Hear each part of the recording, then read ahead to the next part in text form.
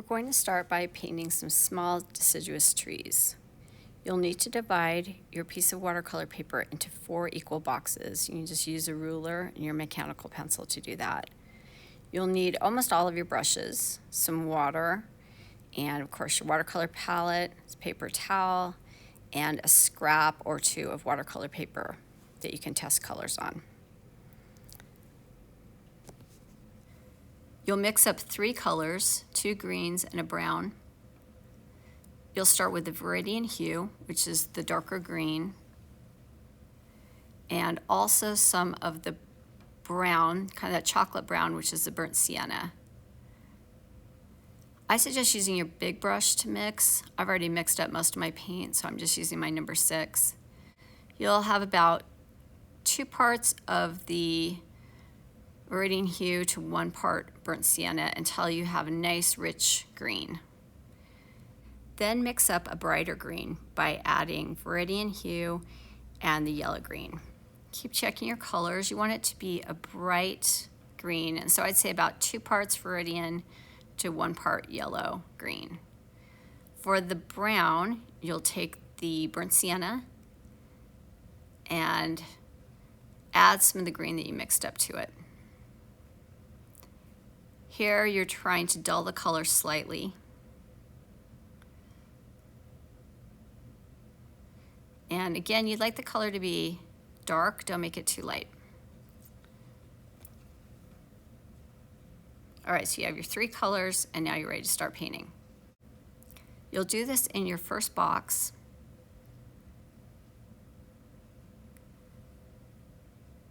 And here's where you'll also want a scrap of watercolor paper so you can practice this mark that I'm going to make. I'm using my big flat brush, big wash brush.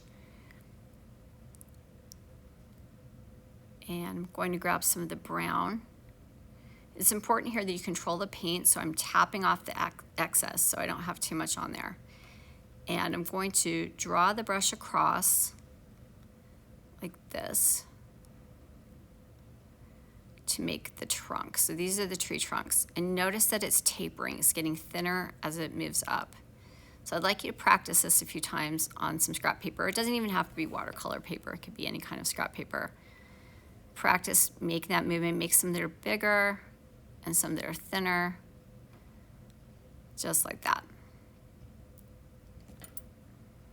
Next, we'll practice making the leaves. I have my number 6 round. I want to use a bit of a dry brush technique here. So I've loaded up my brush and I'm getting the excess off. And I'm making these marks. You can see how I'm moving my hand back and forth so that I change the marks so that they don't all look the same. And you can see how there's a bit of a dry brush look that I'm picking up from the paper. All right, so you make your first tree just up in the corner. Starting with my big flat brush, I'm going to make the trunk. This tree will be small. I'm just going to put it right up in the corner. Leave a little room for the branches and the leaves. Just very thin trunk.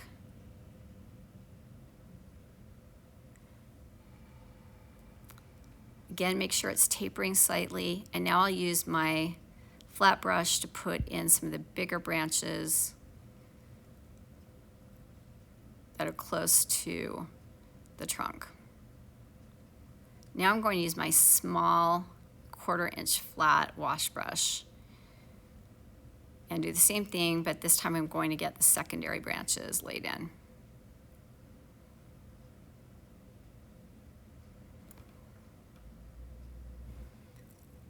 Just randomly putting these in. They don't all have to be connected, and I can add more afterwards if I'd like. So now I'll let that dry for a minute and go in with my number 6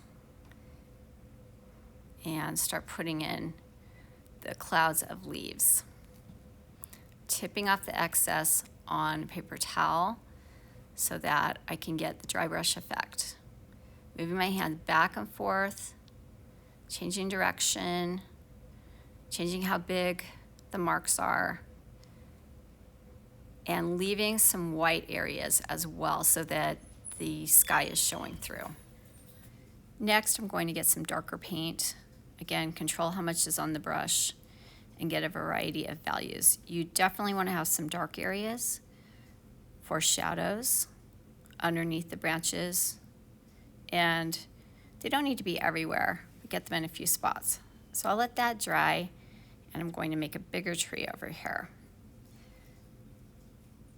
So to start, I'll make the trunk wider, and that will mean that the other branches coming off the trunk are also wider.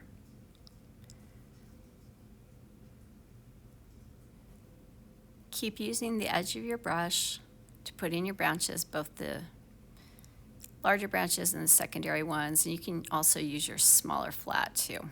All right, it's finished and it's dried. And now I'm going to go in again with my number 6 and add my leaves. I've changed the color, so I'm using that lighter green this time.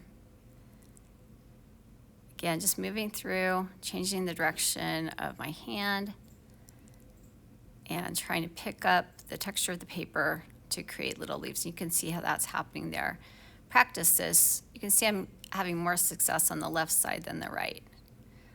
So keep practicing until you feel pretty confident about being able to make the paper work for you. Now I'll use my small flat brush to add a few more branches.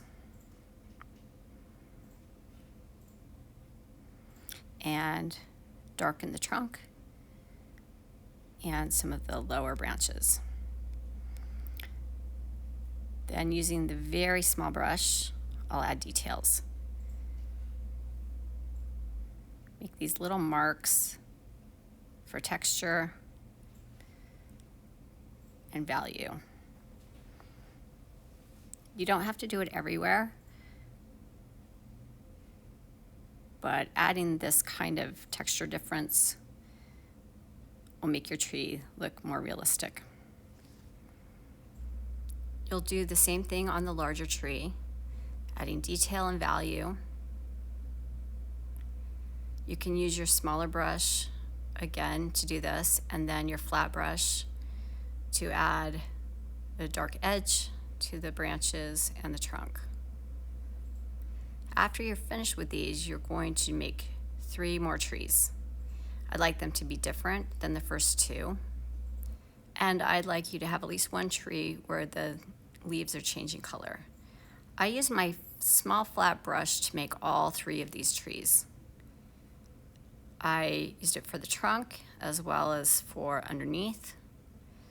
I used it to get all of the foliage in, using the corner of it and the side. Right there. And then I put the grass in down below with the side of the brush, just by holding it down like that. And then on this tree, I used the same general idea, but opened it up and made the canopy different and the branches different.